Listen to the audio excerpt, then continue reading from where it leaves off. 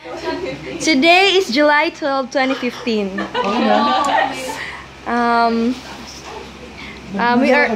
We are here to witness the opening of the envelope of the mission call of Mr. Cyrus Francisco. Elder Francisco. Okay. Let's interview first the couple here. Where do you think?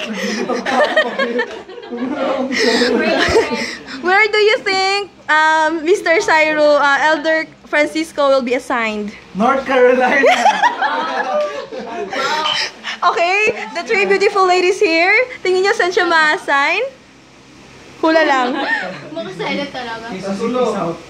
Manila, Philippines siguro. Philippines. Okay, si Ranji or si Ver, saan nyo tingin? Utah. Ikaw? Cantolan. Si Ate Neri bilang bagong RM. Quezon City North. Quezon City North. Oh, Titus. Ito, talagang hula lang talaga to. Hindi ko alam kung tama. Double mission siguro. Bacolod. Bacolod. Ikaw, Bacolod. Bago na ako Bacolod na rin. Ay, marami. And now, for the most awaiting part of the program. So excited. Okay. Open?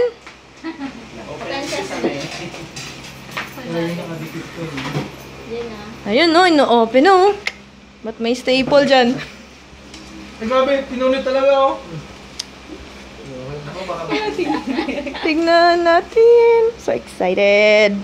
Ano saan? Wala pa lang. Ayun. Let's hear it from him. Ayun na, nabasa niya na. Basa. Basa.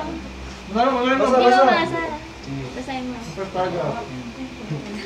The Church of Jesus Christ of Latter-day Saints, Office of the First Specialist. So, Elder Cyrus Leza Francisco, dear Elder Francisco, you are hereby called to serve as a missionary to the Church of Jesus Christ of Latter-day Saints. You are assigned to labor in the Philippines, Davao Mission. Davao Mission! Ang galing! It is anticipated that you will serve for a period of 24 months. 24 years? So you should report in the Philippine Missionary Training Center on Friday, October 9, 2015. Wow! October 9. Ilang at mga tatlong buwan? You will prepare to preach the gospel in the... Oh shucks, ang hirap. Cebuano lang. Ang hirap! Ang saan man ipagkatun. Do you know how to speak the Bisaya? Hindi mo ko kabalo mo sulti o Bisaya. Oh! Yay! Okay na yun. Yay! Congratulations!